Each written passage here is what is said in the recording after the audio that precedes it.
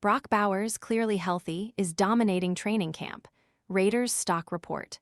Henderson, Nev. The Las Vegas Raiders are nearing the conclusion of what head coach Klint Kubiak called the Underwear Olympics portion of training camp. This week, the team will have its first padded practice and real football can commence. But the early days of camp are not for nothing. The Raiders put in a lot of high-intensity work during their initial 4 practices. Get ready for a fitness upgrade. Featuring cutting-edge technology and high-precision sensors and tracking on the free VSync app, the eTech City Smart Fitness Scale is your platform for success. The scale provides 13 essential biometrics, complete with helpful data graphs on the VSync app, all viewable on your personal profile. The scale handles all kinds of shapes and sizes and is safe for the whole family to use, at home or on the go. Ready to order? Scan the QR code now or visit grabdeal.us/9. Much could be gleaned about the makeup of the team, specifically where players stack up within the roster. Advertisement: the stock of several Raiders shifted, some for better, others for worse, during the opening week of training camp. Things certainly will change again after the pads come on, but here's a look at a few players who stood out so far. Trending up, Brock Bowers, the star tight end, has been the standout of camp so far, hands down. Bowers has made at least one big play in each practice, and seemingly in every team period. He's had his way with every defender he's gone up against. Bowers is dominating on crossing routes, a staple of Kubiak's offense. A highlight of the team's second practice came when he beat his man across the field and extended to catch a Kirk Cousins pass on the sideline, stretching out while keeping his feet in bounds. Bowers caught a pair of touchdowns from Cousins on crossing routes during their third practice, and while lined up on the perimeter on Sunday, he beat top corner Eric Stokes with an outside release before crossing his face and separating with speed for a big gain. It was the kind of play that's difficult for most NFL wide receivers. He's a bigger body and he's smooth at the top of the route, safeties coach Matt Robinson said. All you need is a little bit of space, and if you put it on Brock, he's gonna catch it. It's a challenge for us.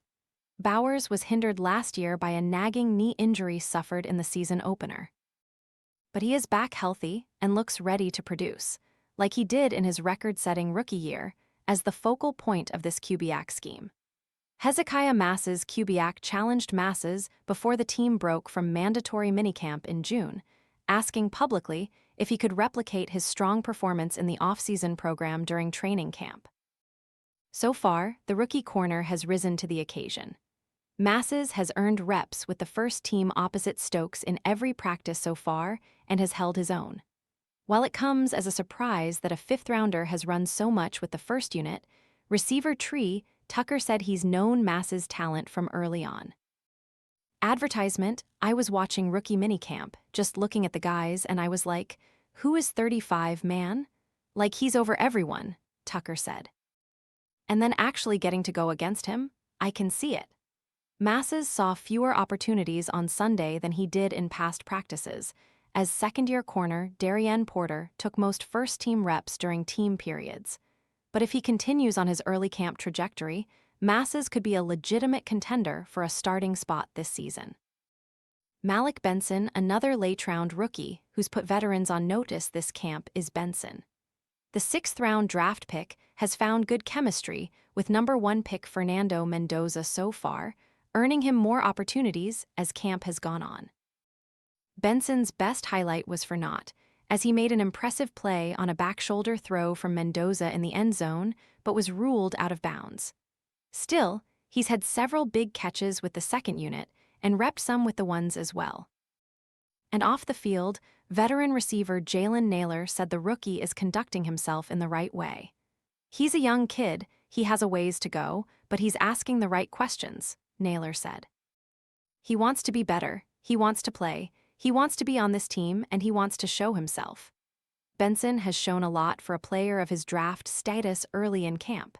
He has an uphill battle against Tucker, Naylor, and the other veteran receivers for playing time, but more may come if he continues to impress. Tonka Hemingway: the Raiders have a plethora of interior defensive linemen with experience, but Hemingway seems to be making headway amongst them. The second-year defensive tackle has received plenty of first-team reps alongside Adam Butler and Jonah Lalu.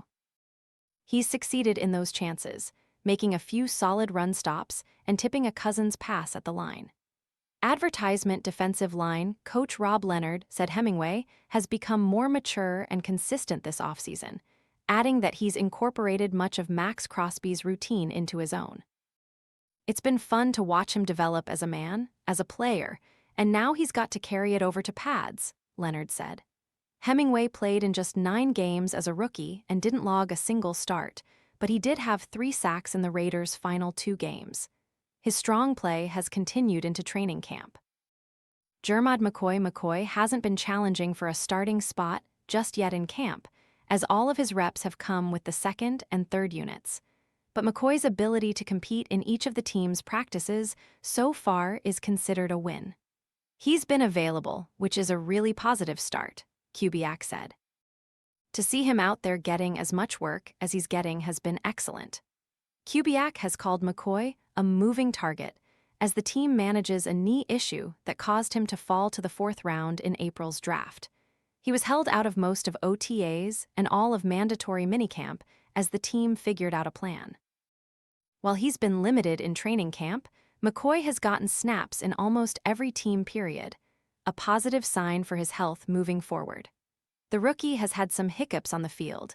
He got beat by Shedrick Jackson on a go ball on Sunday, forcing him to commit a holding penalty to avoid giving up a touchdown. But he's also shown signs of his elite talent, such as when he broke up a slant to E.J. McCoy. Just being available has him headed in the right direction. The more snaps he gets, the more his skills will begin to show. Trending down, Traden Stukes hasn't struggled in camp. He's been sound in his assignments, as he was during the off-season program. But the second-round pick has earned fewer opportunities than might be expected. Advertisement Stukes has yet to receive a first-team snap in any competitive period. That strays from his role this offseason, where he got chances with the ones at both safety and nickel. Veterans Taron Johnson and Jeremy Chin missed some of those practices, however, allowing Stukes to step in. With both suited up for all training camp sessions, the rookie has been relegated to second string. He will have to show something once the pads come on to crack the rotation. DJ Glaze had a rough second season in silver and black. His 10 sacks and 48 pressures allowed were second most league-wide in 2025, according to True Media. Some of those struggles have followed into year 3. The right tackle has had trouble with the Raiders' pass rushers, as Crosby and Malcolm Kuntz have had sacks against him. Pressure has noticeably been stronger from Glaze's side as compared to Colton Miller on the left. Crosby also got by Glaze on Sunday for a run stop of Ashton Jeanty. While Glaze's performance doesn't matter much until he's in full pads, the Raiders did show the first signs of concern on Sunday. Third-round rookie Trey Zune III played exclusively at right tackle with the second unit after spending the first 3 practices at center and right guard. Glaze has received every snap with the first team so far, but if he doesn't look good when contact starts, Zune or others could make it a competition. Jordan Meredith had been mixing in with Zune at center with the second team to start camp. Zune bumping outside on Sunday should have allowed the veteran to claim all of the rookie's snaps, but Meredith was instead relegated to the 3s, and Will Putnam served as the second-team center. Meredith started 11 games at center and guard for the Raiders in 2025 and is competing to be a backup at both spots this year. But the 5th-year pro has been passed over for younger players to start camp. Meredith has no guaranteed money on his 1-year contract, so he could be a cut-day casualty if his play doesn't improve.